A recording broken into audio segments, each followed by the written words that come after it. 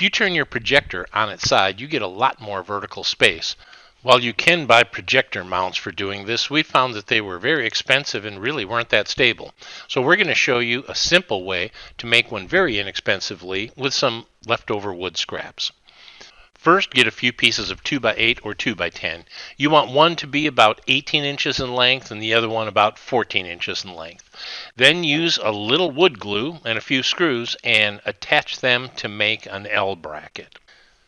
Then grab the projector and measure it from side to side. You want to cut a piece of the 1x8 or a piece of the 3/4 inch plywood to make a board that is a few inches longer than the projector on each side. After cutting this piece of wood, flip the projector over and line up a piece of paper on the bottom of the projector. Punch holes into each of the mounting holes on the bottom of the projector. This will make a drilling template for us. Position the template on the board and mark through the holes with a pencil to make your drill marks.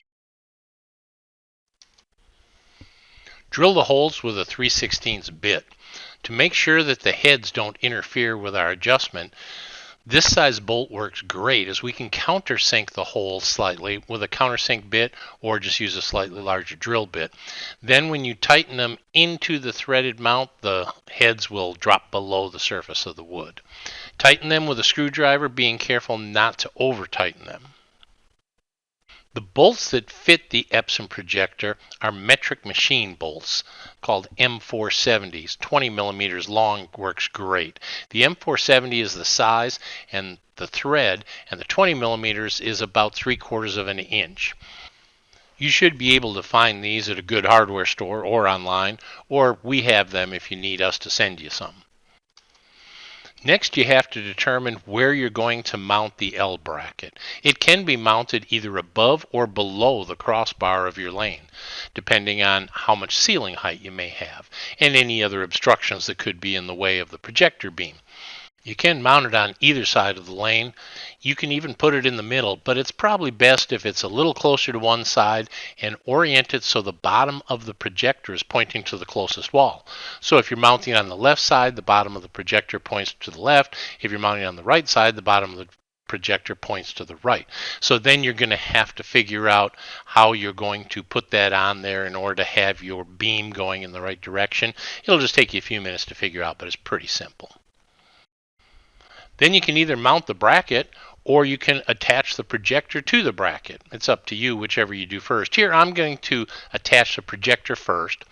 So position the projector board on the L bracket, making sure that your lens is oriented in the proper position, and you also want to make sure that there is enough clearance so you don't affect the air circulation, don't block any of the vents, and make sure that there's room to plug in any cables. When you have everything where you want it, just put one screw through the 1x8 into the L bracket. This will give us the ability to fine-tune our adjustment before we put the second screw in. Then we're going to take this whole L bracket up and we're going to mount that thing. I'm mounting mine upside down in this particular situation because I'm doing it inside a garage here. And so I'm just going to put one screw in that up to the 2x4s that I have mounted up above. That gives me rotation in that direction. So now we have both an X and a Y rotation. With those screws in tight enough, it will give enough friction so we can kind of move it and it will stay. So now we want to make sure we get them in the proper place. How do we do that? So with the computer not on or the HDMI cable unplugged from the computer, we want to turn on the projector. If you've had the quick corners turned on, we want to turn them off for this initial setting. So using the box light output, the big blue box there, we can then rotate the projector angle in both directions until we have it where we want. So the left side of the image is going right down the crease of our wall where we want it, and then we can adjust height up and down, and we just rotate everything until we have it where we want it. When it looks good, then we can add an extra screw to both brackets, which will then stop the rotational spin, and everything should be where we want it. Now using the remote, you can turn on the four corners for the quick corner, and you're going to find that it really helps to hold the remote on its side. Since now everything is crooked, the menu for the remote does not rotate just because we rotated it. They're really not made to go this way, but we're going to do it, and you just have to hold the remote on its side in order to go through the settings. It'll take you a little bit to get the hang of it, but it's not too hard after you get it. After the projector is set and adjusted, then start up the computer.